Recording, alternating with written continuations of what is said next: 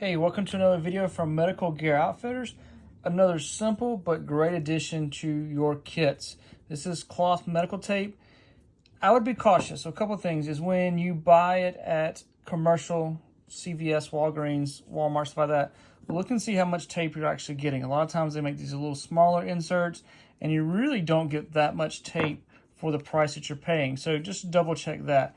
Also, not all cloth tape is made equally, honestly. So this is good quality. It's nice and easy. It's going to be strong, so using it for bandaging, securing items where we need to.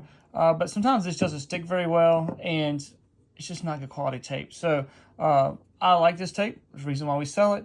But this is a great addition for your kit. Make sure that you have good tape. Honestly, I don't like the tape that's like clear, like you can just kind of see through it. I like a good quality cloth tape.